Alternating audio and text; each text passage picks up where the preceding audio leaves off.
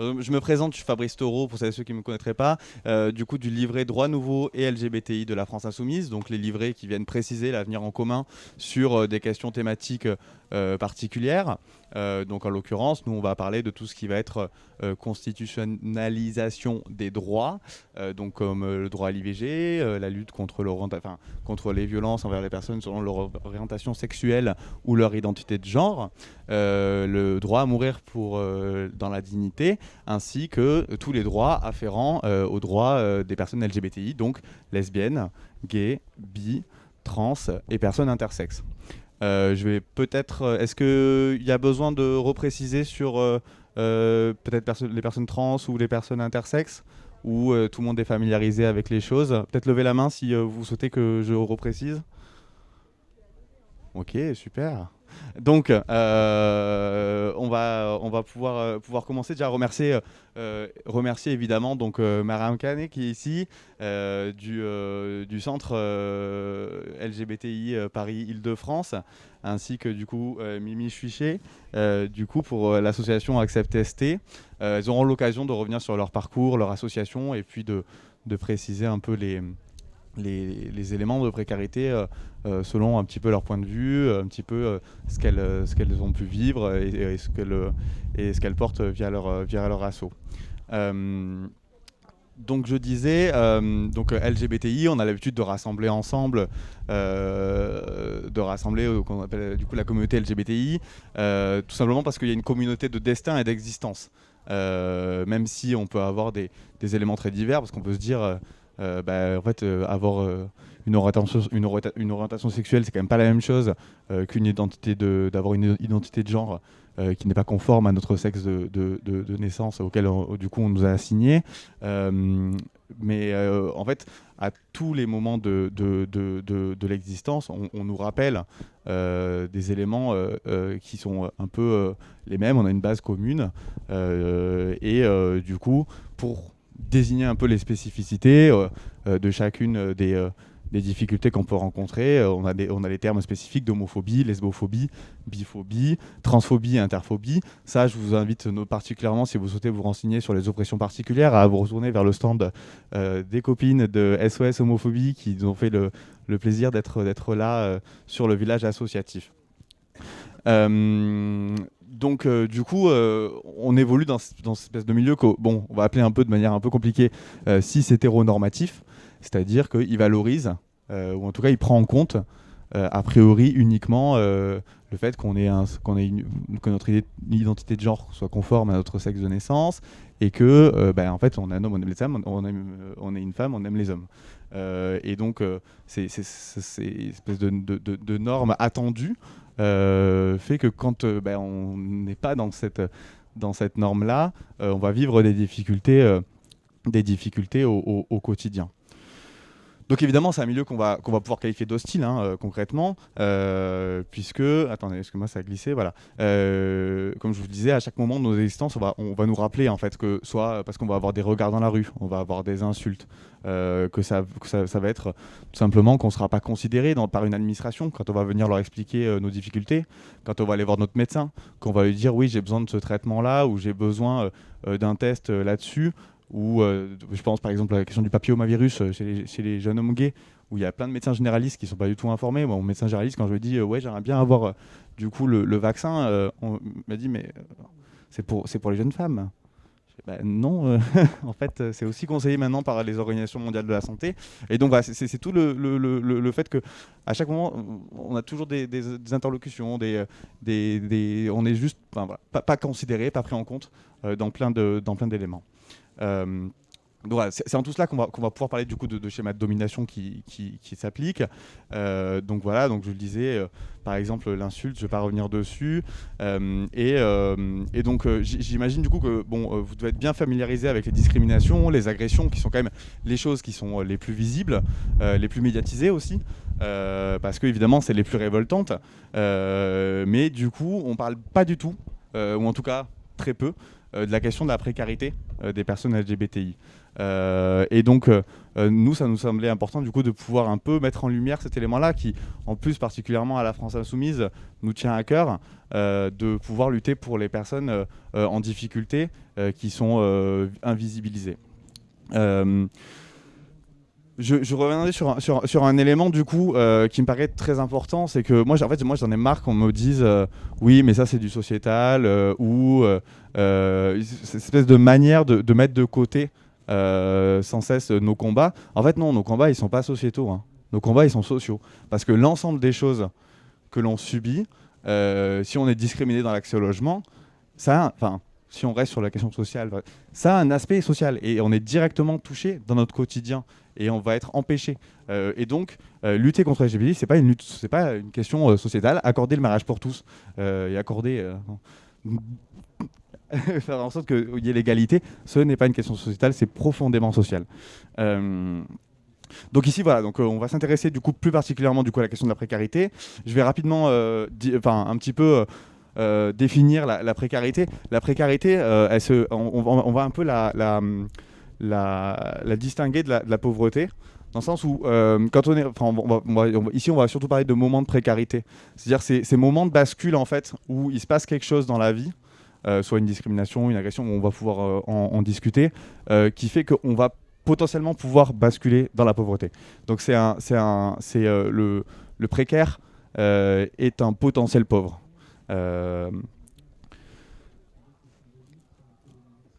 Donc voilà, moi je crois que là je suis bon sur les éléments introductifs. On va pouvoir passer à la suite. Donc je sais pas, Mimi, Maram, il y a une de vous deux qui souhaite commencer ou comme tu veux. Bon ben voilà, je vais laisser la parole du coup à Maram. On va se laisser à peu près une bonne dizaine de minutes d'intervention chacune, avant de passer à une trentaine de minutes de questions-réponses avec la salle. Voilà, merci.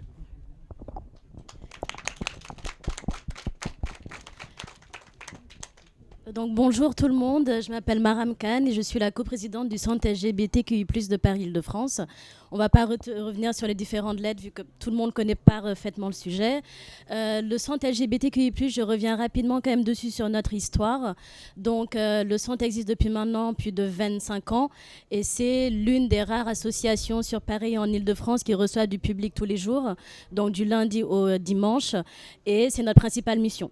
On ne fait pas vraiment de plaidoyer politique parce que c'est déjà pris en charge par d'autres associations comme l'Inter-LGBT, mais il va de soi qu'en faisant de l'accueil de personnes LGBT, on contribue à notre manière à ce même plaidoyer politique. Donc le Centre LGBT, en quelques chiffres rapides, c'est 80 associations membres, associations LGBT, dont Accept ST et partenaires et pas encore membres, mais on espère un jour, et dont SOS est membre et membre du conseil d'administration également. C'est également plus de 210 adhérentes et adhérents, et parmi ces adhérents, il y a 50 bénévoles. Et il faut savoir qu'au centre, on fonctionne exclusivement avec le bénévolat. On a une seule salariée, ce qui est assez rare pour une association LGBT. À Paris et en France, généralement, ils n'ont aucune salariée et aucun salarié.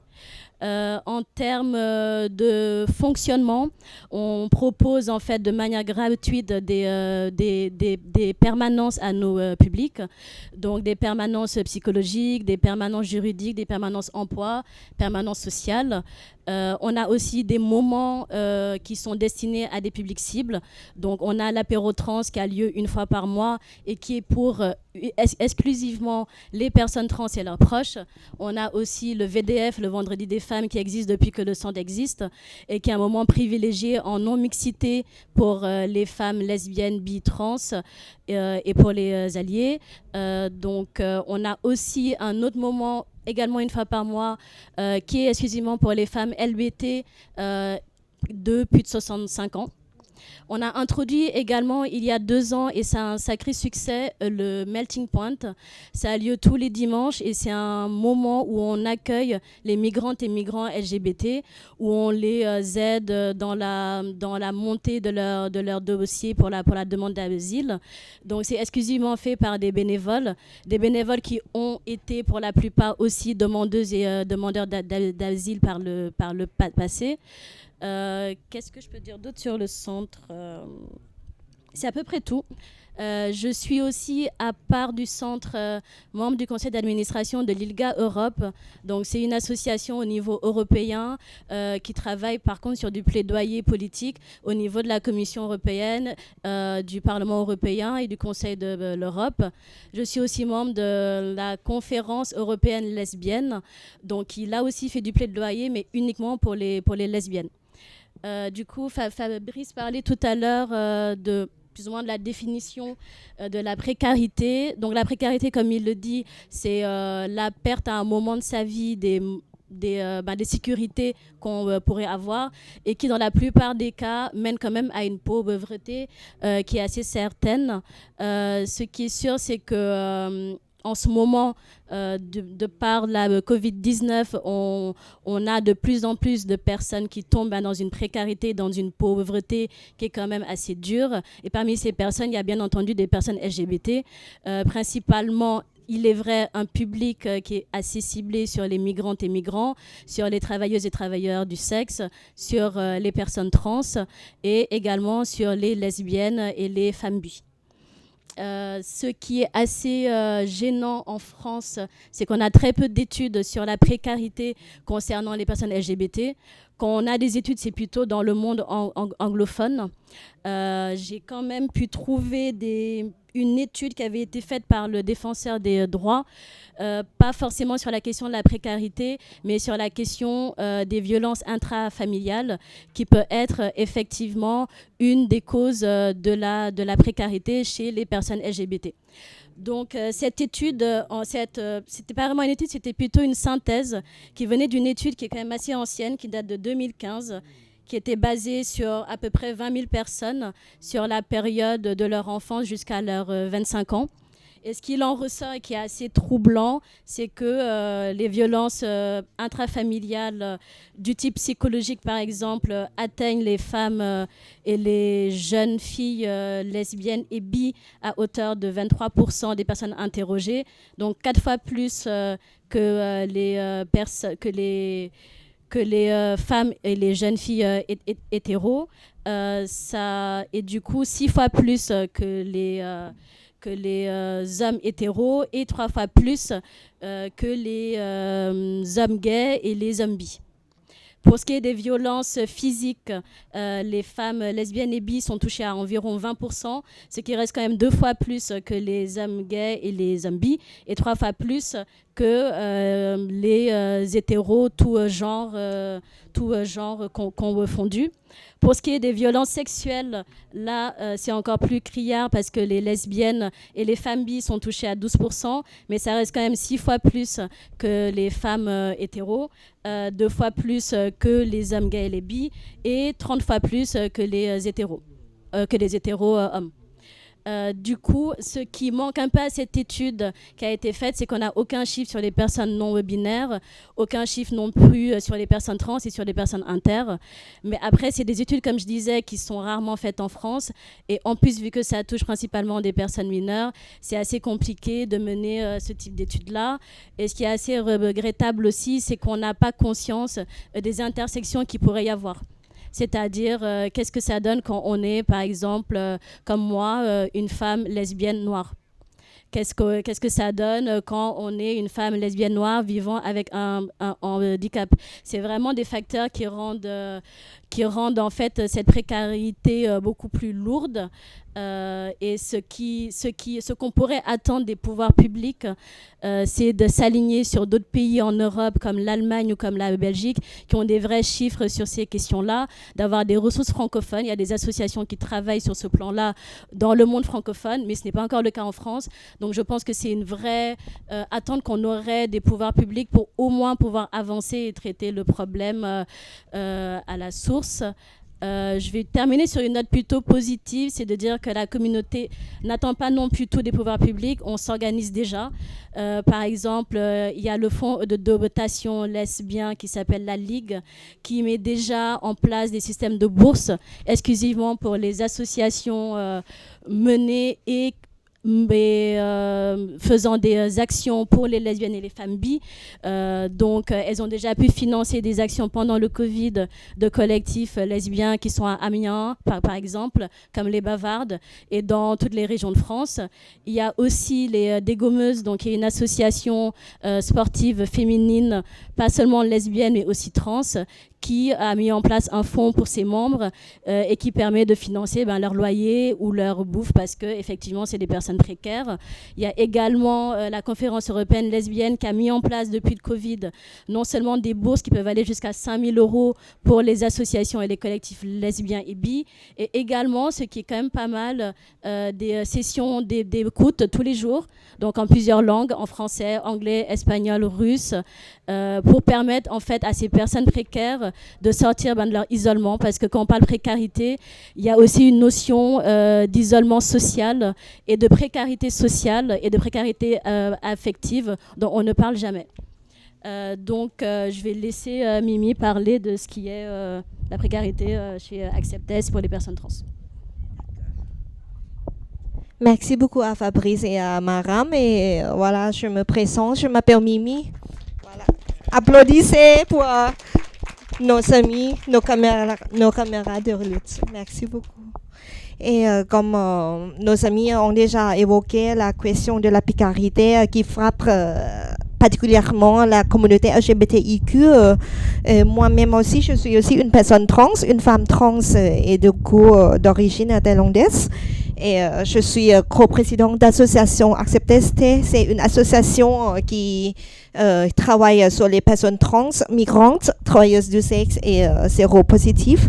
Et du coup, on a déjà fêté nos 10 ans de notre assaut, mais c'est 10 ans de lutte. Ce n'est pas un âge qu'on va fêter, mais c'est vraiment pour mémorer et honorer aussi la lutte et aussi la vie de beaucoup de nos sœurs et frères qui sont tués par la précarité, qui sont tués, assassinés par la violence. Et la violence dont on parle, ce n'est pas la violence justement physique, mais c'est la violence sociale qui tue, qui nous met en dépression, qui aussi nous met dans la rue. Et du coup, c'est ça ce qui frappe la communauté LGBTIQ, notamment quand on est aussi racisé, c'est-à-dire quand on n'est pas les personnes LGBTIQ blancs ou blanches, et voilà, d'origine française ou la nationalité européenne. Et beaucoup de membres de notre association sont majoritairement de partout, notamment d'Amérique du Sud et aussi des autres pays du Sud global, c'est-à-dire les pays qui sont vraiment exploités par le monde occidental capitaliste aujourd'hui.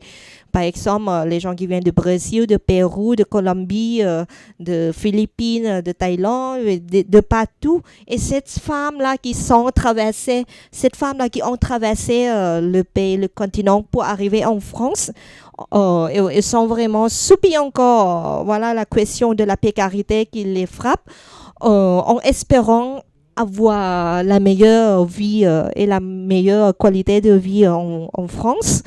En fait, le rêve, comme ça, c'est juste une illusion. C'est sûr que la France, il y a quand même certains avantages qui n'existent pas dans nos pays, hein, on dirait. Mais quand même, ça ne veut pas dire que la France nous traite vraiment comme les êtres humains. Aujourd'hui, il y a encore beaucoup de femmes trans, migrantes, qui n'arrivent pas à se loger, qui n'arrivent pas aussi à se nourrir, notamment pendant l'ère de Covid. Notre association Acceptes, on arrive quand même à aider beaucoup de nos camarades et nos sœurs, et notamment les travailleuses du sexe trans, parce que comme il y a le confinement, et du coup, il y a beaucoup de travailleuses du sexe trans migrantes qui n'arrivent pas à sortir pour travailler, premièrement, de peur d'être contaminées ou de contaminer les autres, et aussi de peur d'être contrôlées, parce que ce n'est pas parce qu'on est tous travailleuses du sexe, mais on est migrantes. Du coup, il y a aussi l'aspect de la violence policière, du contrôle sur l'identité de personnes et la peur d'être renvoyées dans notre pays. Et du coup, le confinement toute la crise de Covid, là, ça a renforcé les inégalités et ça a renforcé la précarité qui existe déjà. Je ne veux pas dire que ce genre de problème, ça vient d'apparaître dans un coup pendant le Covid, mais la précarité, là, et tous les problèmes sociaux, notamment politiques, sociopolitiques aujourd'hui du monde capitaliste, ça a frappé notre communauté depuis plus de 10 ans, depuis plus même avant la naissance de notre association. Et c'est pour ça que notre association qui est faite, créée par et pour les personnes concernées, c'est-à-dire les personnes qui ont subi vraiment ces sujets, qui savent bien de quoi on est en train de parler. On est en train de essayer d'amplifier aussi les problématiques qui frappent les femmes transmigrantes. Et pendant le Covid, comme je vous ai dit, que il y a le problème des travailleuses du sexe trans qui n'arrivent pas à gagner la vie de peur de ci, de ça. Et du coup, il y a le loyer à payer. Et aussi, comme vous savez, que accès au logement, c'est un grand problème parce que, premièrement, on est migrante. Beaucoup d'entre nous sont les sans-papiers et tout ce qu'aujourd'hui, la politique de Macron, tout ça a renforcé aussi la violence envers les personnes sans-papiers ou en situation de demande de papiers. Et du coup, avec le Covid, tout ça, les gens qui doivent se loger dans les hôtels ou dans les appartements chez les marchands de sommeil, et du coup, ils doivent encore payer parce que ces gens de propriétaires n'ont pas le concept de moralité dans la vie, genre qu'ils veulent que de l'argent. Et du coup, cette femme-là doit tout faire des forces, doit cacher et sortir du bâtiment et regarder bien pour aller au bois, malgré le confinement, malgré la reconnaissance du danger de Covid, juste pour gagner un peu de sous pour se nourrir et pour alimenter aussi la vie et la famille qui reste dans nos pays. C'est-à-dire qu'en tant que migrante, notre vie, ça ne finit pas tout seulement ici en France, mais il y a la famille, il y a encore la responsabilité de famille qui reste derrière nous. Et du coup, nous savons travailler avec, par exemple, le bar féministe, antiraciste et queer, la Mutinerie, qui est à Paris. C'est le bar qui a aidé et a ouvert un espace pour comme il y a le stockage des colis alimentaires. Et accepté la Mutinerie, on a travaillé ensemble avec la Banque alimentaire, Fondation de France et d'autres organismes de l'État qui s'en foutent, mais on fait toujours la demande pour qu'on puisse obtenir tout ce qu'on peut fournir les trucs nécessaires pour nos collègues et nos amis. Et du coup, on arrive quand même à distribuer le colis alimentaire avec le Medikit, le masque, les choses comme ça. Pendant le moment où on doit encore chercher, on a envoyé notre collègue comme Christine qui travaille avec nous pour faire le moto partout dans les pharmacies de Paris pour trouver les masques et les trucs nécessaires. Et du coup, on a fourni à peu près plus de 500 colis alimentaires par semaine. Et il y a encore de plus en plus parce que les personnes dont je viens de parler, les femmes transmigrantes et travailleuses du sexe sont vraiment abandonnées par l'aide sociale. Et par exemple, même pour les Français qui sont les particulières, des fois qui sont des salariés, vous savez, déjà subi beaucoup de choses pendant le Covid. Et imaginez quand on est aussi migrante, quand on fait le travail du sexe qui n'est pas reconnu par l'État. Ce que je veux dire que le travail du sexe en France, c'est légal, mais quand même le cadre juridique aujourd'hui, ça a rendu la condition de travail et la condition de vie des travailleuses du sexe de pire en pire. C'est-à-dire que, par exemple, ils considèrent ce travail comme légal et l'État essaie de prendre l'argent de ce travail, comme les impôts. Si on déclare pas, ils vont nous poursuivre pour travail en disquissé, genre on a oublié de déclarer les impôts, essayer de prendre le plus de gens qui sont les plus précaires, l'État. Et en même temps, l'État criminalise ou pénalise les clients et criminalise aussi ceux et celles qui nous logent, c'est-à-dire que la loi sur le proxénétisme qui considère les personnes qui logent les travailleuses du sexe comme les proxénètes, même si ces personnes ne gagnent pas l'argent encore plus à part le loyer, par exemple. Et du coup, ça, c'est quelque chose qui rend la condition de vie des travailleuses du sexe trans migrantes plus difficile parce que quand voilà, tout le monde a peur de louer un appartement aux personnes quand on voit que c'est une femme trans, le papier qui n'est pas qui n'est pas bon, les papiers soit identité de genre qui n'est pas bon, une femme trans étrangère, il y a tous les clichés comme ça qui rentrent. Et du coup, dans le cliché de beaucoup de monde, on pense que voilà, femme trans égale travailleuse du sexe, les choses comme ça. Et avec la loi de proxénétisme, ça rend encore la possibilité d'accès au logement des femmes trans migrantes encore de plus en plus difficile.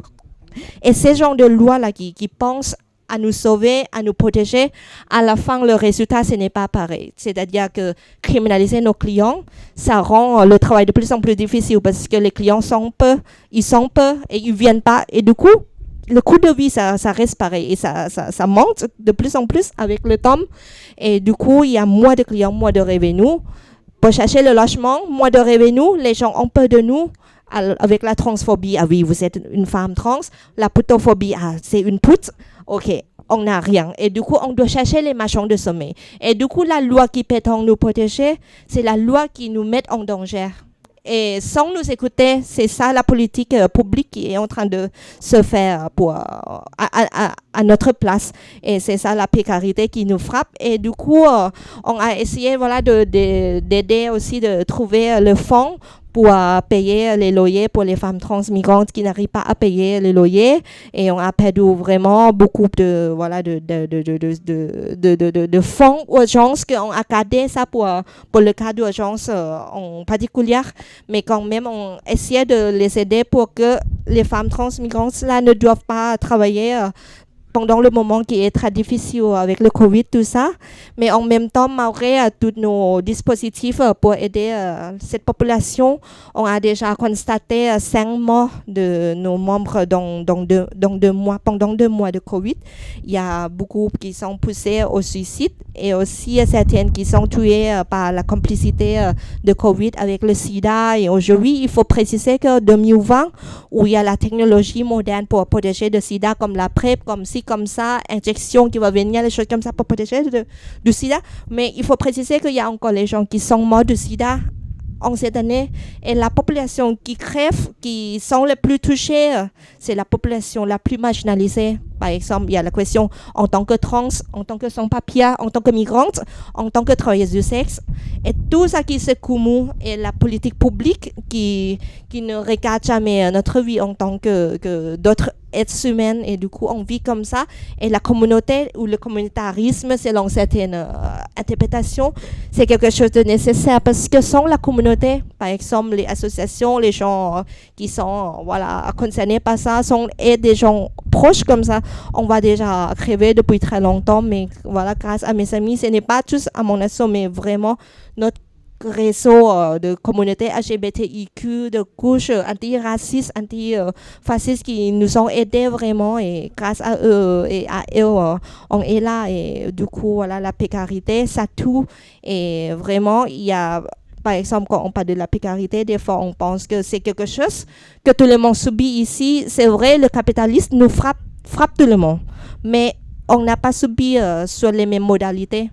Et c'est pour ça que la question soit intersectionnalité, c'est-à-dire que le croisement ou l'accumulation de toutes les oppressions différentes, c'est quelque chose de très important.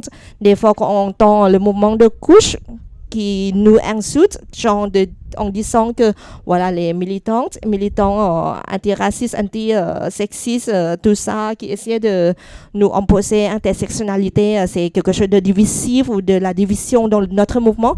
Mais j'aimerais vous dire que non, ce n'est pas une division, mais on essaie d'éclairer ou à peu près de mettre en lumière vraiment toutes les vécus que nos sœurs, nos frères ont subi, et toutes les morts de nos amis qui ont été tués par ce système qui n'est pas vraiment juste capitaliste, mais c'est un système qui est raciste, et c'est un système qui est transphobe et putophobe. Et c'est pour ça que voilà, il faut rester solidaire en écoutant les personnes concernées. Et ça, c'est le plus important, parce que quand on fait une politique publique ou une loi, ce n'est pas une loi qui peut nous protéger sans nous écouter. Il n'y a rien pour nous sans nous, et ça, c'est le plus important.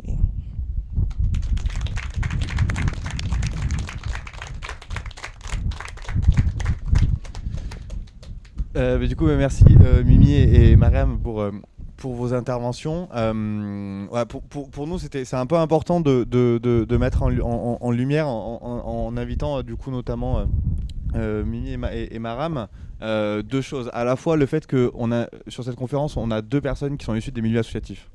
Et sur une conférence sur les parcours de précarité, c'est important parce qu'on va voir que notamment l'État est systématiquement à minima oublie les personnes LGBTI, n'offrent pas des réponses politiques appropriées et au pire les excluent volontairement.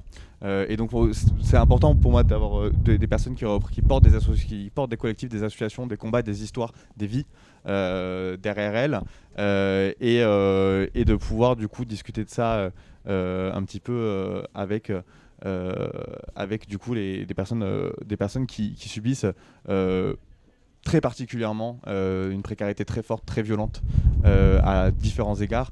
On va pouvoir parler de précarité financière, évidemment, mais voilà, comme tu as pu le rappeler à très juste titre, c'est une précarité psychologique très forte. On va pouvoir parler de précarité sentimentale, de plein d'éléments qui vont aller jusqu'au pire et comme tu le disais tristement bien souvent pousser jusqu'au suicide de nombreuses et nombreux d'entre nous à différents âges de la vie. Et c'est justement là moi où je vais en venir. Je vais essayer un peu de vous parler un peu des moments de précarité qu'on a pu un peu commencer à identifier à l'équipe Droits Nouveaux et LGBTI selon les âges de la vie. Je vais développer sur 4 temps. D'abord, vous discutez un peu de la scolarité. Comment se déroule un peu la scolarité quand on est lesbienne, gay, bi, trans, intersexe. Le moment du coming out, qui est quand même un moment particulier à mettre en lumière. Le moment que je vais appeler de la vie active, qui sera assez général en fait, que ça va vraiment dépendre des parcours, mais on va surtout centrer sur la vie active. Et enfin parler de la retraite et de la fin de vie.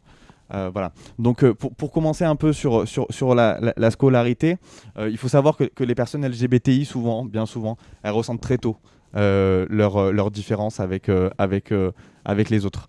Et ça peut être très expressif, tout comme ça peut être juste un petit truc au fond de la tête qui va pouvoir se déclarer donc voilà, qui va du coup plus ou moins impacter le moment du coming out en fonction de différents éléments de vie. Et donc cet élément-là, soit parce que on se rend bien compte que si on est une personne intersexe, on n'a pas un sexe qui va être conforme en fait aux attentes quand on va entendre les copains parler dans la cour de récréation ou qu'on a 5 ans et qu'on va jouer à touche pipi ou on va vite se rendre compte du coup qu'on a un sexe qui est différent de celui qui est attendu. Ça va être pour les personnes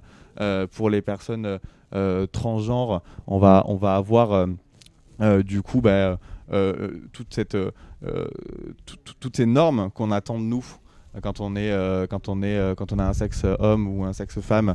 On se rend bien compte qu'on n'est pas du tout à l'aise avec tous ces éléments et ça va toujours crescendo au fur et à mesure plus on approche du moment du coming out. Et puis évidemment quand on est attiré soit par les personnes de même sexe ou qu'on est bisexuel de la même sorte, on va bien voir qu'on a des regards charnels vers le même sexe et se dire mais c'est pas normal et avoir tout un processus d'empêchement de soi-même pour rentrer dans la normalité.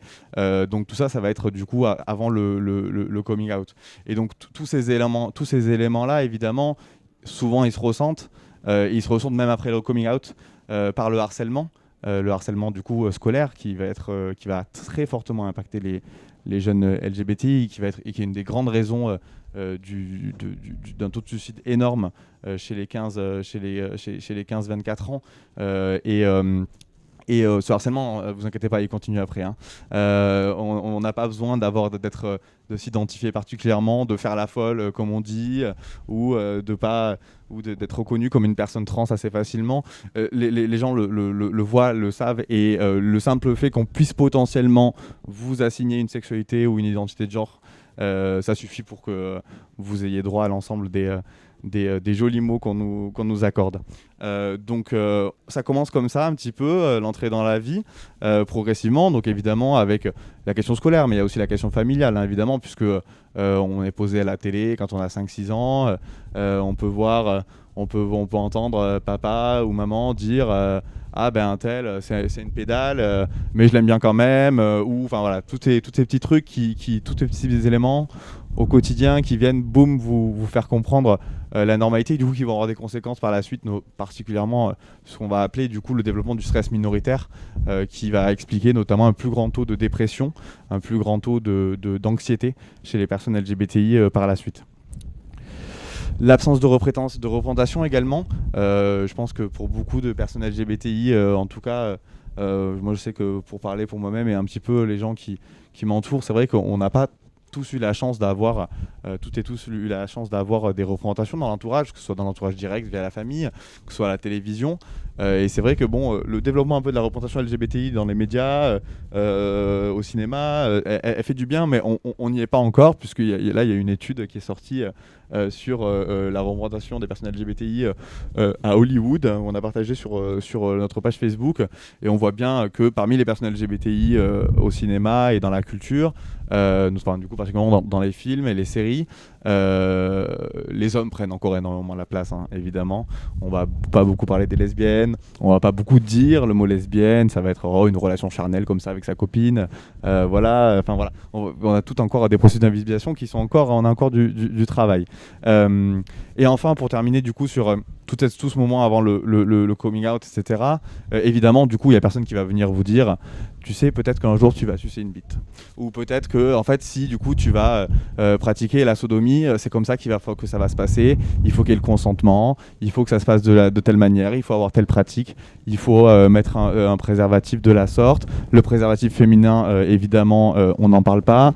Pour les questions de prévention, notamment pour les personnes intersexes, je pense qu'il n'y a pas beaucoup de personnes qui peuvent se vanter d'être des experts sur le sujet.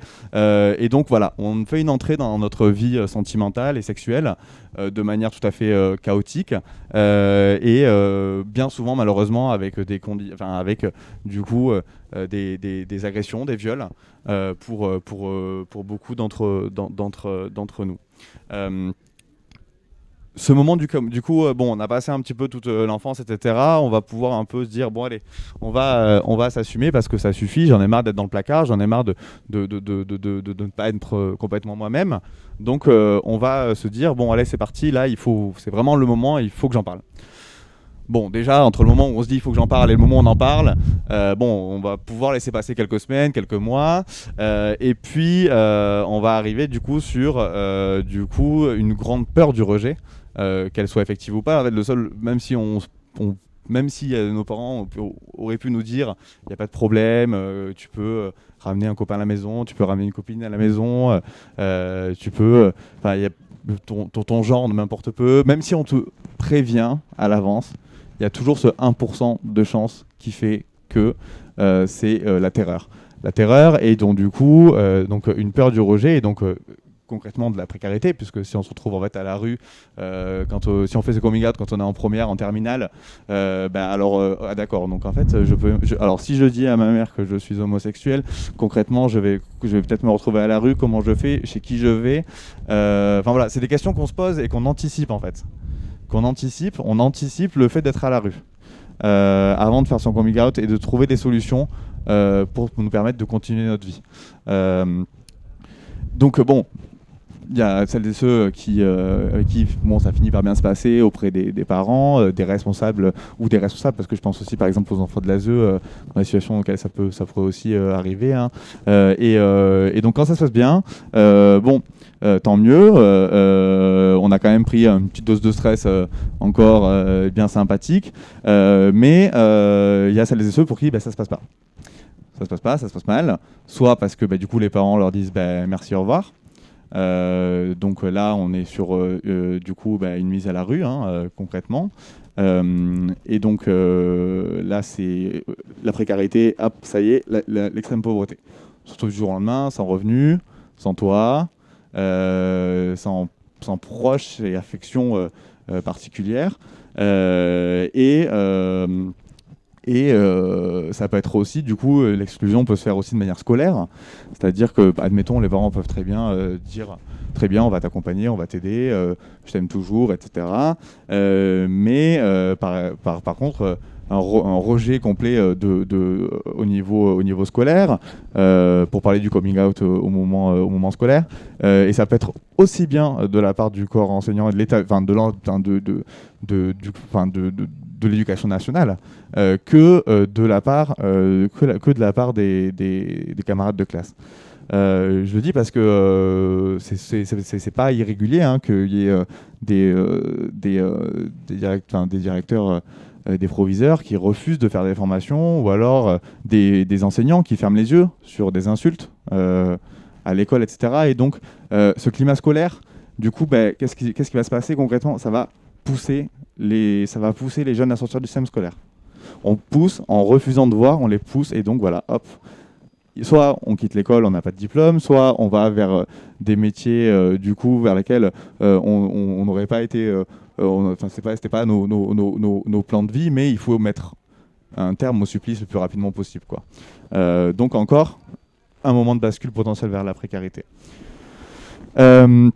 Et donc, comme je disais, je parlais de tous ces éléments tout à fait joyeux. Je parlais tout à l'heure des éléments du suicide. C'est vrai que voilà, le moment du coming out est un moment particulier où c'est là où on va retrouver énormément de suicides chez les jeunes LGBTI.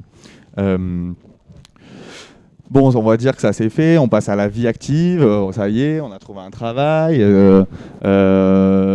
Et donc là, au travail, ça va peut-être pas forcément se passer aussi bien qu'on pensait, soit parce que on va se remettre dans le placard en fait en entrant dans notre travail, parce qu'on ne sait pas comment vont réagir les gens, comment est-ce qu'on va être jugé par notre hiérarchie, comment est-ce qu'on va, comment ça va impacter notre évolution de carrière, même si on est protégé par un CDI. Et donc, il y a des personnes qui vont se remettre dans le placard. Donc voilà, donc à nouveau basculer dans une précarité émotionnelle et revivre à nouveau une double vie. Ou alors directement assumer, mais subir les petites blagues graveuses des collègues, ou alors simplement voilà, des discriminations dans l'accès, le refus non dit à des postes plus haut gradés, à des promotions, à des évolutions de salaire, etc. etc. Ce qui va notamment expliquer aussi des parcours de vie particuliers, puisque on va avoir tendance à se diriger vers des métiers, vers des entreprises, vers des associations, vers des employeurs avec lesquels on va se sentir à l'aise. Et donc concrètement, pour des hommes gays par exemple, on va facilement se diriger vers des métiers qu'on va appeler à prédominance féminine. Ce qui va du coup, on sait très bien que c'est des métiers qui vont être sous-payés, qui vont pas être valorisés énormément dans la société. Je pense particulièrement au métier du soin, mais au prix du coup de pouvoir assumer correctement sa sexualité, son identité de genre. Soit ça, soit du coup, effectivement, des métiers qui vont aussi être du coup, dans l'illégalité, comme tu pouvais parler tout à l'heure. On va du coup adopter des stratégies de défense qui du coup vont nous mettre dans des situations financières limitées ou complètement précaires pour pouvoir vivre en autonomie avec soi-même et vivre entièrement, si je peux me permettre. Voilà. À tous ces moments de la vie active, on peut être confronté aussi à différents, au-delà du travail, on peut être confronté à plein de choses. On peut être confronté à une agression physique dans la rue. On va se prendre une semaine, 3 semaines, 5 semaines d'ITT, avec potentiellement des complications en santé majeures qui vont nous empêcher de reprendre un travail, qui vont nous enclencher sur une dépression, qui vont, voilà, hop, allez, ça y est, hop, on retombe dans l'extrême pauvreté, on retombe après la fin des allocations, les difficultés avec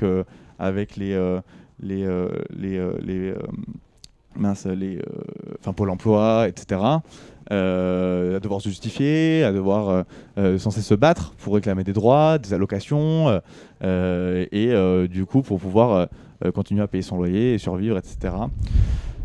Les agressions sexuelles aussi, du coup, bon, évidemment, comme je le disais, qui touchent particulièrement les LGBTI, et Mariam l'a très bien démontré, notamment avec l'ampleur impressionnante sur les femmes lesbiennes. Et on sait très bien que les agressions sexuelles, elles sont extrêmement violentes et elles peuvent venir complètement renverser votre parcours de vie. Une question qui je trouve aussi assez intéressante dans la vie active, c'est la question du couple et du célibat. Parce que c'est quelque chose qu'on ne travaille pas forcément énormément, ou en tout cas on se dit pas nécessairement que ça a un gros impact sur nos parcours de vie, en tout cas d'un point de vue financier. Mais en fait, on sait très bien que du coup, le couple s'en sort très facilement, plus facilement dans la vie qu'une personne célibataire. Puisque si on vit en couple sous le même toit, hop, c'est un loyer pour deux ou un crédit pour deux. On va pouvoir réduire un ensemble des charges de base. Et du coup, la particularité pour les personnes LGBTI, ça va être d'arriver dans un système où qu'on soit un homme en couple avec un homme, qu'on soit une femme trans, admettons, avec un homme, ou un homme trans avec un homme, ou un couple de femmes,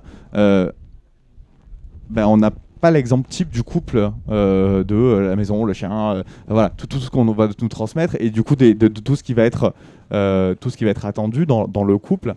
Alors c'est pas forcément pour le plus mauvais, parce que du coup on peut réussir plus facilement potentiellement à s'affranchir d'un certain nombre de normes et d'attentes, peut-être mieux partager les tâches familiales, peut-être c'est pas forcément négatif, mais du coup ça va avoir des impacts dans la manière dont on va faire couple, la manière dont on va envisager la parentalité, on peut penser notamment aux questions de coparentalité, etc. Et donc une vision et une imposition de couple qui va faire que potentiellement on sera peut-être dans des couples différents avec deux appartements, peut-être plus que chez les personnes hétérosexuelles, qu'on va potentiellement du coup avoir qu'on va se mettre peut-être en couple moins facilement, enfin voilà, des éléments aussi du coup qui vont le célibat et l'isolement, qui est une question assez centrale aussi chez les LGBTI, donc voilà, qui va aussi du coup mettre une difficulté là où on la voit pas. Je vais enchaîner sur le dernier point, la retraite et la fin de vie. J'ai eu l'occasion du coup de pouvoir discuter avec le président de l'association Grey Pride à ce sujet, qui est du coup une association qui justement lutte pour la reconnaissance des particularités des personnes lesbiennes, gays, bi, trans au niveau de la retraite, avec le vieillissement, l'accès à l'autonomie, enfin toutes les questions de dépendance et d'autonomie et de santé. Et c'est vrai que à ce moment-là, on va avoir un isolement très fort. Alors particulièrement en ce moment, puisque les personnes qui arrivent aujourd'hui au niveau à l'âge de la retraite, en fait c'est les survivants du VIH pour beaucoup, au moins particulièrement chez les hommes gays et les personnes trans, peut-être un peu moins chez les femmes lesbiennes, mais quand même, on va pas faire comme s'il n'y avait pas des femmes lesbiennes qui étaient mortes du VIH non plus, et donc un isolement extrêmement fort, puisque déjà, ta vie super, tu as à peu près la moitié de tes relations sentimentales, de tes amis, ils sont décédés à l'âge de 20, 30, 40, 50 ans. Donc tu as vu tout le monde partir au fur et à mesure, et puis là tu te retrouves isolé sentimentalement, amicalement. Et en plus, on va avoir notamment pour les personnes qui ont été célibataires, des difficultés particulières à pouvoir retrouver une sécurité sentimentale, d'avoir des relations, et donc un isolement qui est très difficile, notamment du fait d'un agisme particulier si on parle des hommes gays par exemple, où on voit très bien les schémas à l'œuvre. Les hommes hétérosexuels, ils aiment bien les jeunes femmes, hein, et nous, les hommes gays, on a tendance à bien aimer les jeunes hommes. Et donc, toujours cette question du beau, du paraître, et donc ça va être particulièrement difficile aussi pour les hommes gays de pouvoir se mettre en couple avec des personnes de leur âge, par exemple, à ces moments-là, et des difficultés parce qu'on se retrouve plus dans par exemple, si on va aller au bar LGBT friendly du coin, on va pas se sentir à l'aise à sa place, on va pas se sentir désiré, etc. Souvent aussi une remise dans le placard, malheureusement, que ce soit dans les établissements de type EHPAD, que ce soit vis-à-vis des proches. Il y a beaucoup d'LGBTI vieillissants qui subissent une remise dans le placard à ces moments-là. Du coup, des questions aussi de santé qui sont assez importantes, puisque, comme je vous le disais, cette question du stress minoritaire, elle a eu des impacts sur notre santé. On sait que les LGBTI, de manière surprenante, j'en parlais à l'autre conférence, mais sont plus asthmatiques que les non-LGBTI. C'est 21% contre 14%. Et donc, voilà, donc du coup des phénomènes de comorbidité qui vont s'accentuer, et donc bien sûr une espérance de vie. Alors pareil, j'ai pas de chiffre sur l'espérance de vie des LGBTI, et c'est quelque chose qui m'intéresserait beaucoup d'avoir, mais du coup qui va réduire notre espérance de vie également, et donc une précarité de vie qui va venir s'installer. Voilà, donc j'essaie un petit peu d'être un peu large, discuter de plein d'éléments. Et on voit bien que tous ces éléments mis bout à bout, ils font en sorte que voilà, il y a des choses sur lesquelles on ne pourra pas accéder, une vie qui sera potentiellement plus courte de par les suicides ou par les maladies ou par le stress accumulé. On va avoir plusieurs moments de la vie où on va pouvoir se retrouver à la rue ou sans logement, hébergé chez des amis à différents moments, etc. Et tout ça va dépendre de plusieurs choses. Évidemment, un milieu social, puisque selon le milieu social, on pourrait être plus ou moins protégé, mais le milieu social, il ne suffit pas à expliquer. C'est pas vrai que on va plus exclure les jeunes LGBTI des quartiers pop que dans les classes dominantes.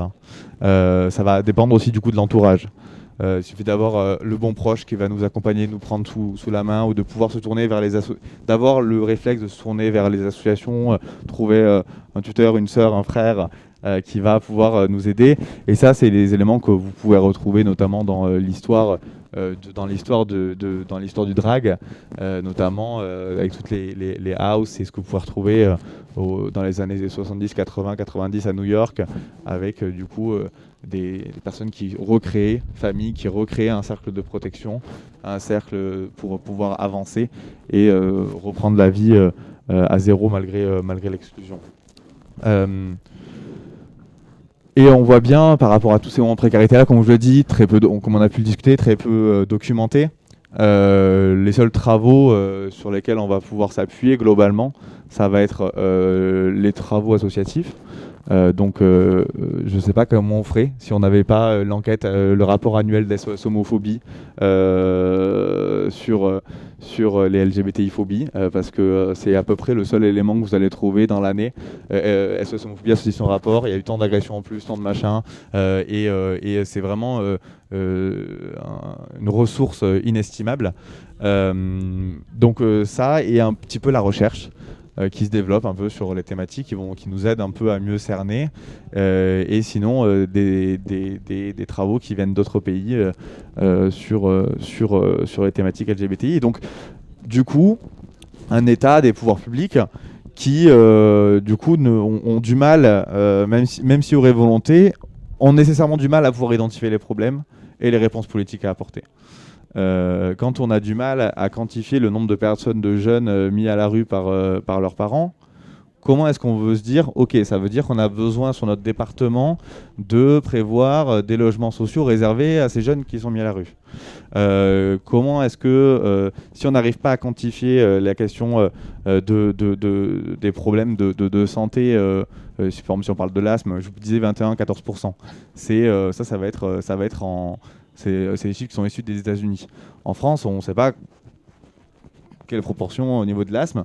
Donc, quand on est médecin, Si on n'a pas ces chiffres-là, on va pas pouvoir se dire tiens, bon ok, il m'a dit du coup qu'il avait une relation avec une personne de même sexe. Bon, ça veut dire qu'il y a du coup, il faut peut-être lui faire passer un test sur l'asthme. Ou enfin voilà, c'est tout un tas d'anticipations, etc. qui sont absentes et du coup, bien souvent, les seuls recours, au-delà des données, des informations, les seuls recours en termes de réponses appropriées aujourd'hui, c'est les associations. Si tu es mis à la rue, tu vas avoir le refuge. Si tu subis un problème de transphobie, etc., tu vas aller voir Accept ST parce qu'ils ont un super fonds qu'ils ont développé, un fonds d'urgence pour les personnes trans, et donc ils vont venir t'aider pour manger.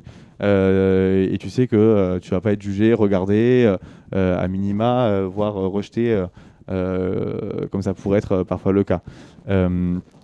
Et donc ça, c'est un problème aujourd'hui qui est à avancer, à résoudre pour nous, pour notre famille politique, de pouvoir offrir des solutions politiques concrètes aux problèmes concrets que vivent et subissent les LGBTI, quoi. On ne peut pas continuer à faire de la politique comme ça en disant sans cesse allez, on arrose un peu l'assaut du coin, on lui donne 1000 balles et c'est bon, ça va résoudre les problèmes chez les LGBTI, quoi.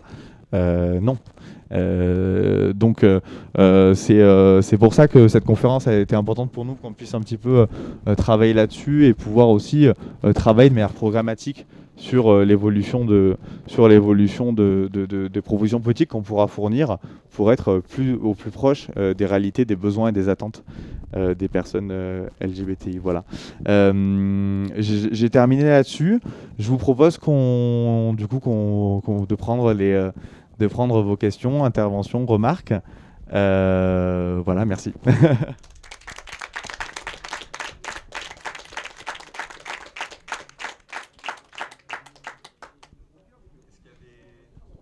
Des questions oui, hop. Je sais pas, peut-être que je sais pas si ouais, tu peux parler fort ou sinon.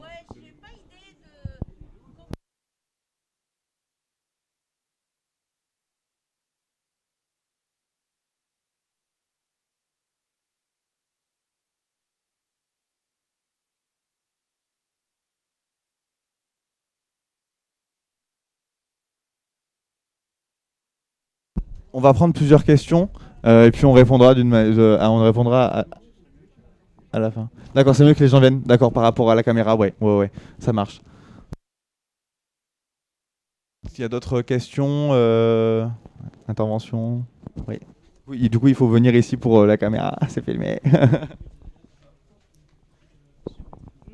Bonjour, je voudrais savoir quels sont les relais politiques de vos associations avec une France insoumise et un programme Jean-Luc Mélenchon qui est globalement abolitionniste.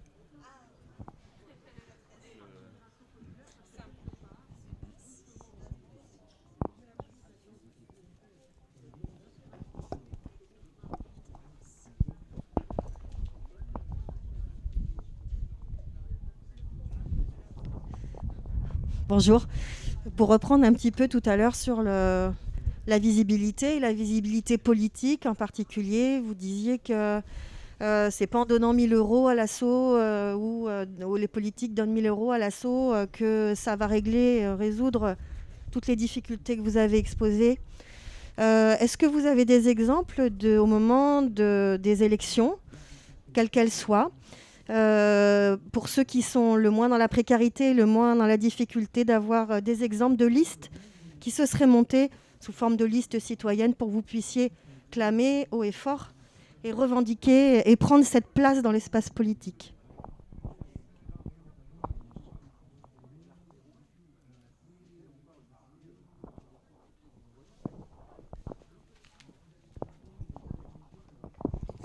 Oui, alors ma question en fait était davantage sur la question des représentations dont on a parlé tout à l'heure. Qu'est-ce qu'on peut faire politiquement pour agir pour une nouvelle représentation des personnes LGBT et voilà, sans stéréotypes tels qu'ils existent aujourd'hui? Merci.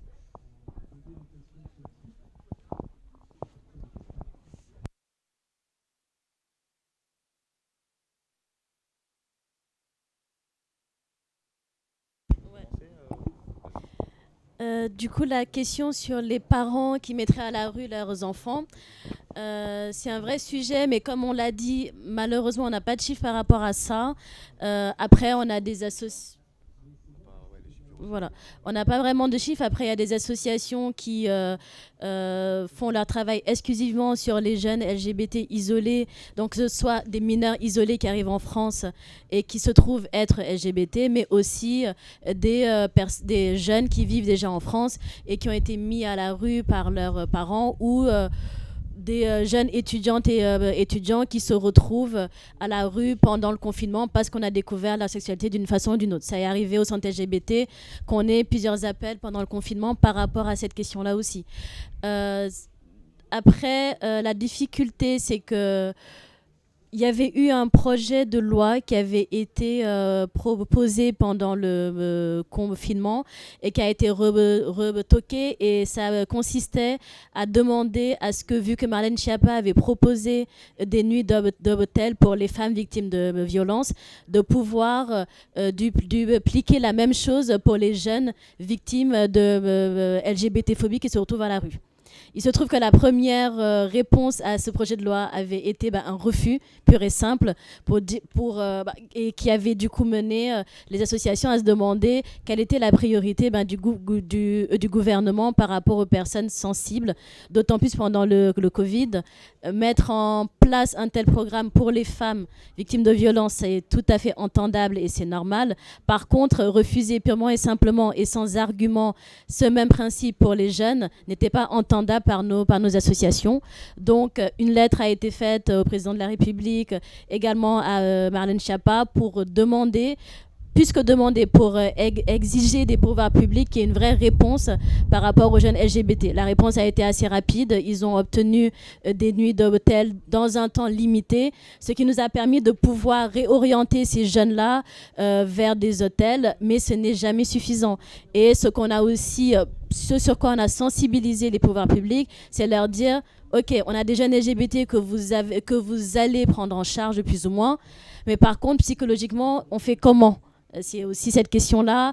Il n'y a pas que les jeunes, les femmes aussi qui sont à la rue, on fait comment ? Les migrantes et migrants qui sont à la rue. Et d'ailleurs, la France, pendant le Covid, a fermé les guichets qui permettaient aux migrantes et migrants de faire leur demande pour le droit d'asile, ce qui est tout à fait contraire au droit international. Ça a quand même été le cas. On leur a demandé, OK, ils font comment ? Ils sont dans les zones neutres des aéroports, ils sont en centre de détention, alors que le droit d'asile devrait être acquis en France.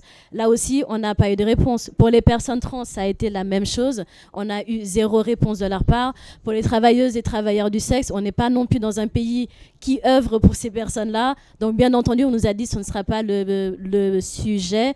Donc, je comprends qu'on puisse être sensibilisé à la cause des jeunes LGBT qui ont été mis à la rue par leurs parents, mais c'est tellement plus large que ça, et c'est vrai qu'on n'a pas de réponse politique à ce jour. Après, pendant les élections municipales, la plupart des listes, en tout cas de gauche, ont pris en compte cette question des LGBT-phobies, ont pris en compte la question aussi de l'hébergement, qui est en fait ce qui nous manque beaucoup, et la question du financement des associations. Comme je le disais, on a une seule salariée au centre LGBT. Acceptes, vous avez 1 ou 2 salariés, il me semble.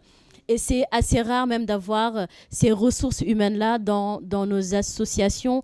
Donc je pense que c'est par là qu'on sensibilise aussi les partis politiques, qu'on sensibilise les mairies de nos villes.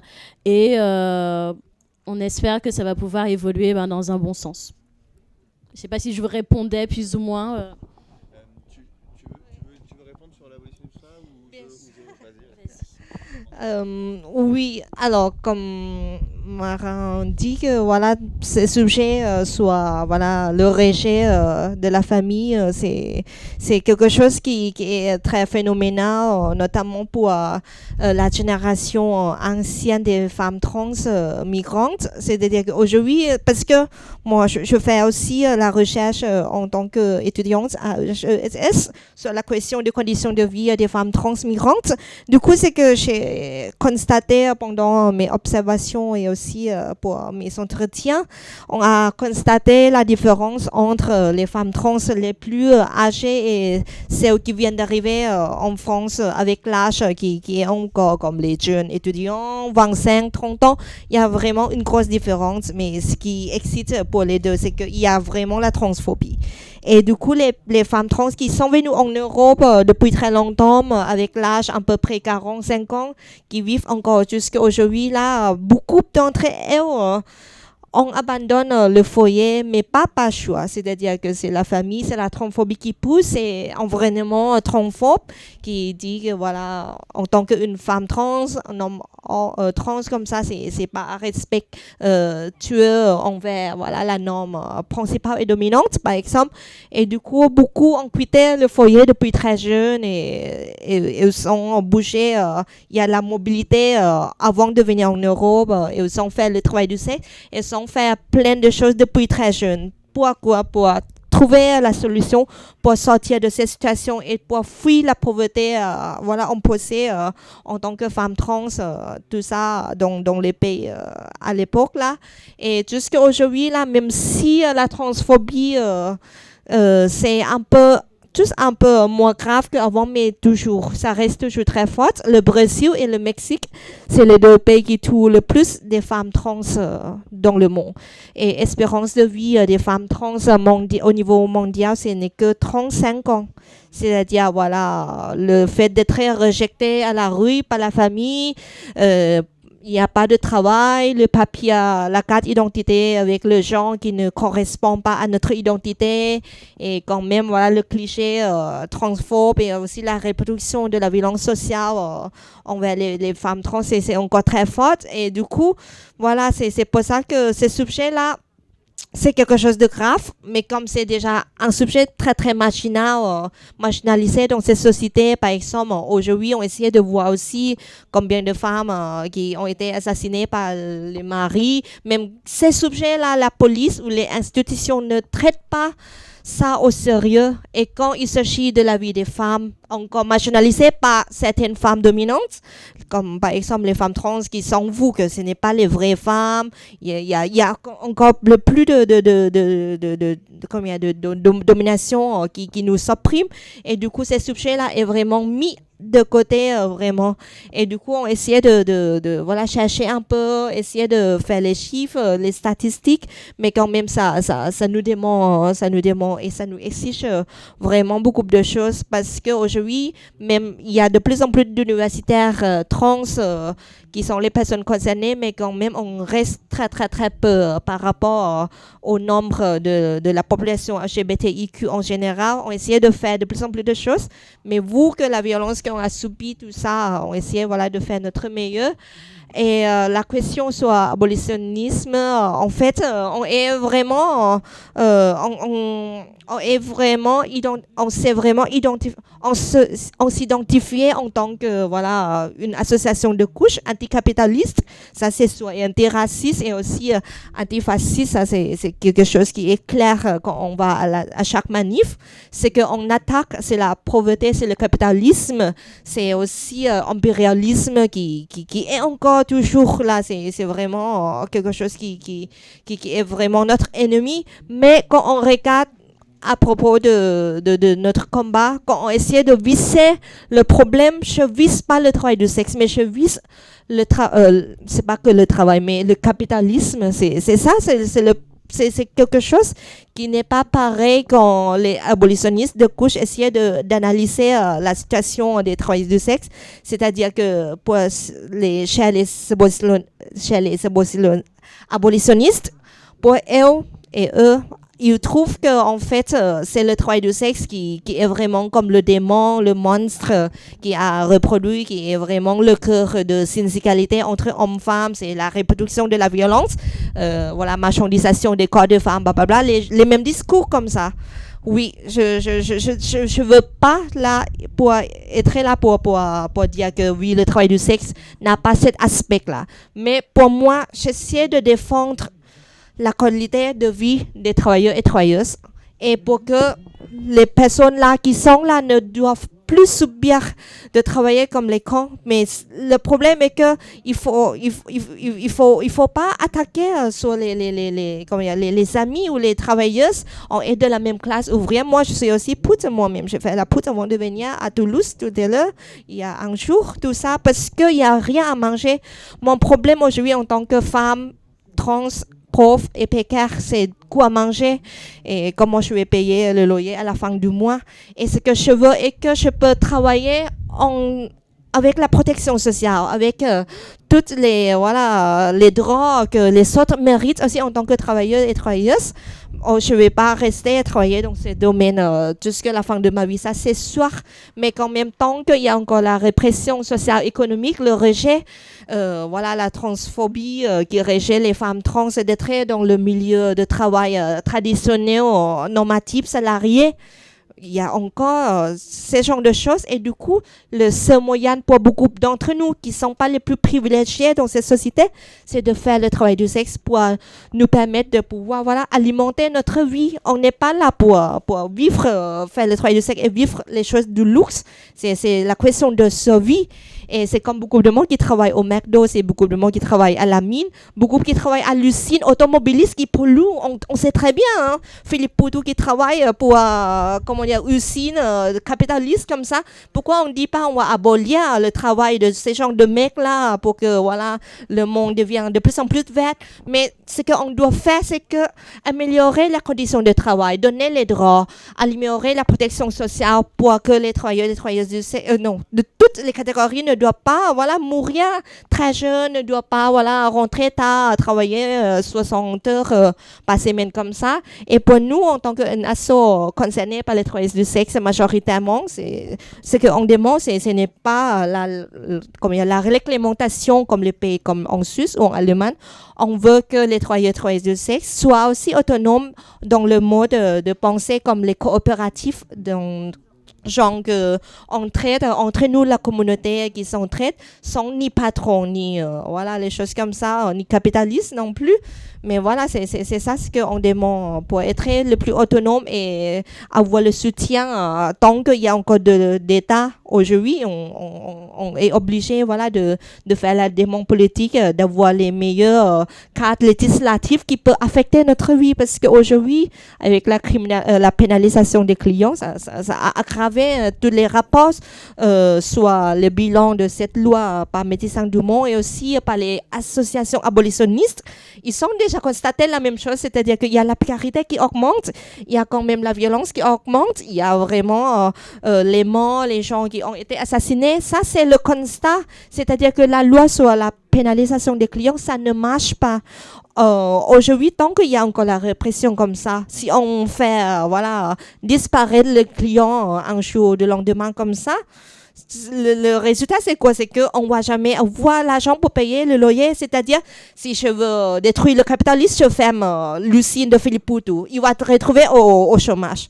Et du coup, il doit chercher un poste, faire une autre chose. Et quand, par exemple, s'il n'est pas diplômé, s'il n'est pas de la classe bourgeoise, s'il n'est pas de la famille aisée, s'il n'est pas un mec hétéro aussi, s'il était une femme trans, les choses comme ça, qui coumou, on ne va jamais retrouver un poste qui est assez bien pour nous permettre à vivre comme tous les autres. Et c'est pour ça, au lieu d'attaquer les travailleurs et travailleuses du sexe, il faut soutenir. Il ne faut pas oublier qu'on est de la même classe ouvrière et on est aussi les travailleuses et travailleurs. Et et pour la liste politique, ce que je veux demander, ce que vous pouvez faire, c'est de nous écouter aussi. En fait, on n'a rien de différence. On a toujours le même ennemi, le capitalisme, le racisme, la transphobie, tout ça.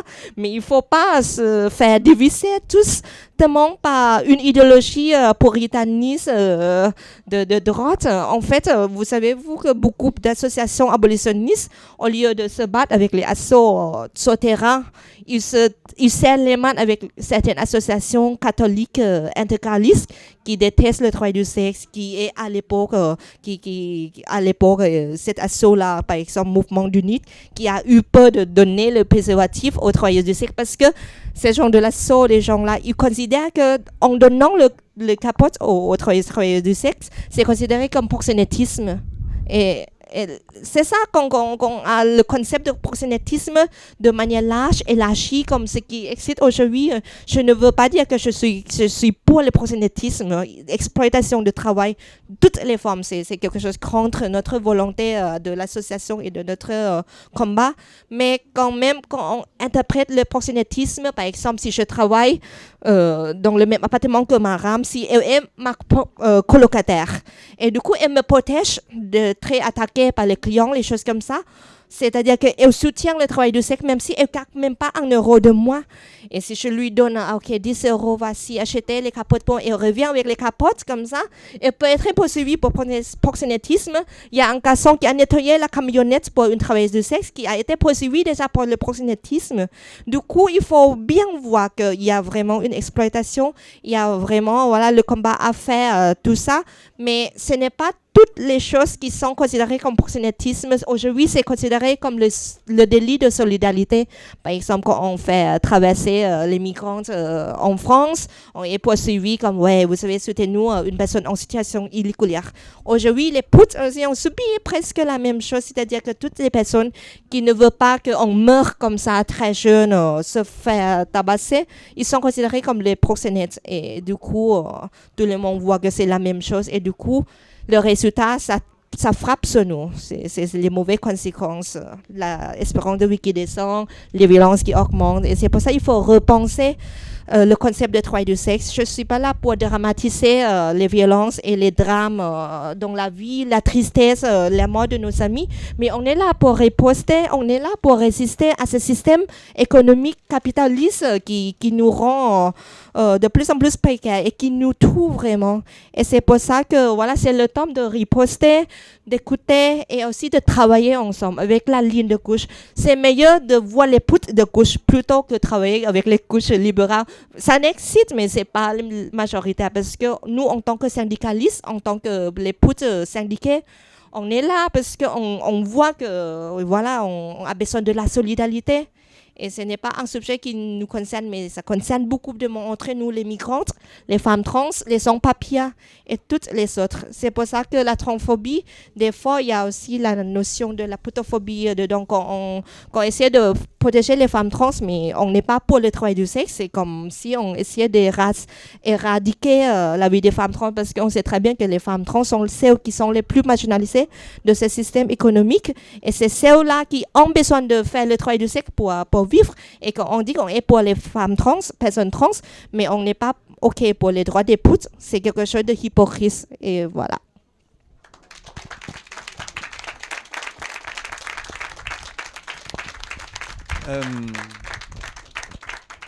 Alors, pour répondre un peu aux questions et revenir notamment sur ta question, on va mettre les pieds dans le plat sur la question de l'abolitionnisme, puisque c'est l'avenir en commun définit que la France insoumise a une position abolitionniste. Et donc, aujourd'hui, nous, ce qui nous a poussé notamment à pouvoir inviter Mimi, l'association Accept ST, c'est que, en fait, tout simplement, on a eu... notamment au drame de Vanessa, du meurtre de Vanessa Campos. C'était en juillet 2019, c'est ça 2018 2017, oui, voilà. C'est après il y a eu Jessica, voilà. Et au tout début d'année. Et du coup, les associations trans qui ont organisé des rassemblements. Et donc, on a commencé à s'intéresser un petit peu à la question des personnes trans et de facto et par imbrication, du coup, à la question des personnes en situation de prostitution / travail du sexe. Je ne choisirai pas de terme. Et à se rendre compte en fait d'une réalité sociale, d'une réalité de précarité qui a lieu, et notamment à s'intéresser à cette loi de pénalisation des clients de 2015. Je pense que pour vous donner un peu des éléments, je pense que vous ignorez, on va faire une petite question. Vous savez, du coup, cette loi de 2015, elle pénalise le client. Elle a aussi, il y a aussi une aide pour la sortie de la prostitution pour les personnes qui le souhaitent. Le montant, à votre avis? Vous avez une idée? Comme ça, un chiffre au hasard, quelqu'un? 300 €. 300 €. C'est-à-dire qu'une personne qui est trans, potentiellement migrante, qui déjà va pas réussir à trouver de travail dans la vie à cause de la transphobie, qui n'a pas peut-être qui a des problèmes avec la préfecture dans l'accès avec les pour accéder à des papiers, qui est de grande difficulté, en grande précarité, on va essayer de la faire sortir avec 300 € par mois. Voilà, c'est même pas le RSA. Comment est-ce qu'on peut se dire lutter contre les réseaux de proxénétisme organisés internationalement contre la traite internationale, puisque c'est un grand élément qu'on reproche et que je reproche à la prostitution, l'esclavage sexuel qui est organisé aussi. Et ça, c'est un objectif qu'on partage et qu'on veut en voir à la fin. Comment est-ce qu'on peut se dire qu'on va réussir à offrir une porte de sortie sociale décente à des femmes, à des hommes, avec 300 € par mois? Comment je comprends même pas en fait comment tu prends pas l'indemne et tu continues à continuer à faire du travail du sexe à côté, à faire de la prostitution. Comment on mange, c'est juste incroyable. Le nombre de personnes qui ont été accompagnées par cette loi depuis 2015, on est sur une centaine en 5 ans, quoi. Comment est-ce qu'on peut dire que cette loi elle est ultra efficace, quoi. Voilà, et sans parler de l'explosion du taux de prévalence du VIH dans la communauté trans et les personnes qui sont en situation de prostitution / travail du sexe, et du coup qui ont du mal aussi, parce que si tu n'as pas les papiers, comment est-ce que tu accèdes à la sécurité, mais à l'assurance maladie? Comment est-ce que, voilà, à un moment, on parle de vie humaine, quoi. On peut pas fermer les yeux sur le fait qu'il y ait des femmes, des hommes qui soient assassinés. On ne peut pas fermer les yeux sur le fait qu'il y ait une augmentation des maladies. On ne peut pas fermer les yeux sur ces montants dérisoires accompagnés. Si on veut faire sortir les personnes en difficulté sociale, qui sont obligées ou qui souhaitent être dans un système, être travailleurs du sexe, prostitution, eh ben on va augmenter en fait ce parcours de sortie-là. Il faut l'augmenter, c'est indispensable. Et derrière, il faut prendre en compte les personnes qui sont les premières concernées. Je vois pas comment est-ce que nous, à la France Insoumise, je pense notamment, tu le disais, à la question de la bifurcation écologique. Quand on va mettre en place la bifurcation écologique, on va pas dire aux personnes qui travaillent aujourd'hui dans des entreprises polluantes, dans des trucs, on va pas leur dire, allez hop, on ferme boutique, c'est parti, tu te démerdes. Non, on va planifier, on va organiser la sortie, le changement de métier, on va organiser des plans de formation, on va donner les moyens aux gens de pouvoir changer leur vie, on va organiser le changement. Voilà. Et donc je pense qu'aujourd'hui, on a une question qui se pose et je pense qu'il y a aussi une nécessité d'apaisement sur cette question. C'est une question qui est très clivante parce qu'elle prend aux tripes. Elle prend aux tripes les personnes qui ont été en situation de prostitution au travers du sexe, qui ont eu des très grandes difficultés, qui ont été victimes de viols, qui ont eu VIH. Elle prend aux tripes les personnes dont c'est la situation actuelle et qui leur permet de manger. Elle prend aux tripes tout le monde. Et on a besoin d'apaisement et on a besoin de pouvoir mettre tout le monde autour de la table et de faire en sorte qu'on puisse trouver des solutions, à mon sens, qui permettent la sortie et la fin des réseaux de traite internationales, qui permettent aux gens de pouvoir vivre décemment et de pouvoir remplir nos objectifs politiques sans laisser les gens de côté. Voilà, donc c'était vraiment la raison pour laquelle on a souhaité pouvoir avoir cette question-là, et je pense que c'est une question qu'on va pouvoir nous continuer à travailler, et évidemment en lien avec l'ensemble des acteurs. Ça nous paraît important de mener des auditions, pouvoir travailler.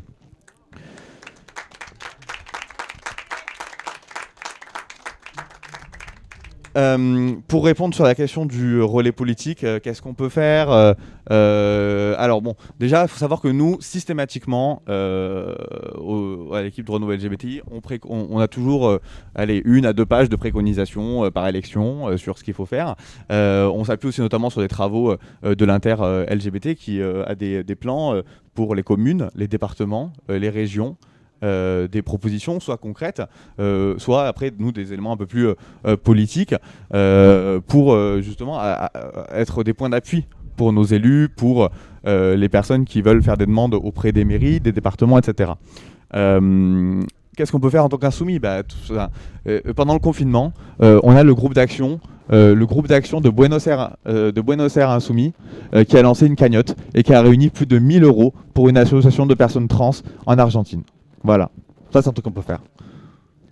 Tu ouvres une cagnotte, tu lances avec ton groupe d'action et derrière tu finances des associations, des personnes qui sont dans le besoin pour les protections hygiéniques, pour la nourriture, pour le logement. C'est aussi du coup évidemment l'information. ACT UP nous a bien appris que l'information était égale au pouvoir.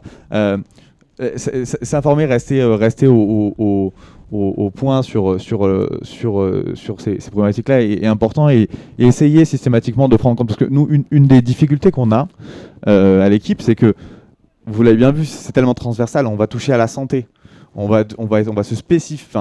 Voilà, sur le VIH, je pense que je peux en dire quasiment autant qu'un médecin, et pourtant je suis pas séropositif. Pourtant, je m'intéresse profondément à ces questions-là parce que j'ai besoin de pouvoir fournir des réponses politiques. Sur les questions de logement, pareil, sur la santé mentale, sur tout un tas de sujets, on est des experts et on travaille énormément. Mais c'est vrai que si tout le monde commence un peu à prendre certains réflexes, de se dire ok d'accord, mais si est-ce que j'ai bien pensé aux personnes LGBTI dans la prise en compte de telles choses, est-ce que j'ai bien pensé dans l'éducation de mes enfants à dire que voilà, on va progressivement continuer à améliorer les choses et c'est là évidemment que on a besoin de tout le monde dans la lutte.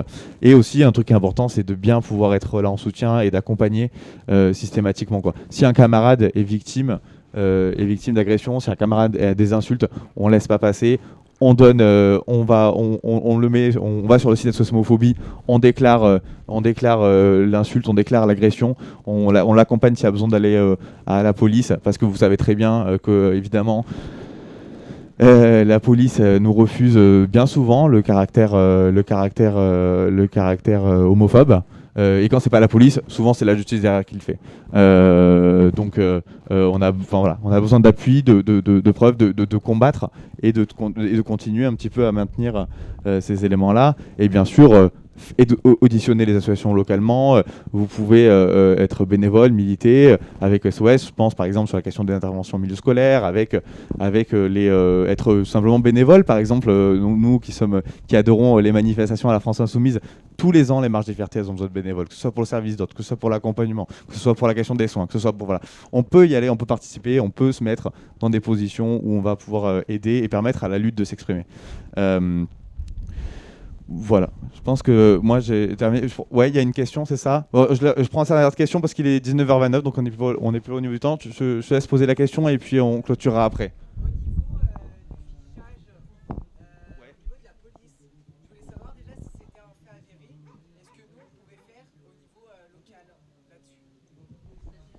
Oui, alors donc il faut savoir qu'il y a eu un truc qui est sorti là, ça s'appelle Jan Notes. C'est une application notamment où on sait qu'il y a la police qui l'utilise pour notamment noter, peut noter genre l'orientation sexuelle de la personne, et du coup il y a toute une question qui se développe notamment autour du numérique, du fichage, aussi des traces qu'on laisse sur Internet. Puisque même si on n'est peut-être pas admettons qu'on soit pas fiché par la police, on peut être fiché par Google, on peut être fiché par Facebook. Moi sur Facebook, je vous dis pas les annonces que j'ai, je pense qu'on n'a pas le même Facebook. Sur Wish, clairement, on me propose des trucs tout à fait extravagants. Voilà quoi. Donc on sait qu'on est, on est identifié, on est fiché. Et donc ça va être un très gros travail de l'équipe. Et si vraiment ça t'intéresse, je vous invite vraiment à venir en contact, parce que on va devoir aussi lancer ce chantier-là, les discriminations vis-à-vis du numérique qui sont très importantes sur les algorithmes. Je pense à des trucs dégueulasses quoi. Il y a un an, tu pouvais pas taper lesbienne sur Google sans tomber sur un site de porno en premier quoi. Voilà. Et donc heureusement on a une camarade qui est insoumise aussi, qui a monté avec d'autres développeuses web, qui a pu monter une plateforme pour changer ces algorithmes, et elles ont réussi à obtenir des modifications.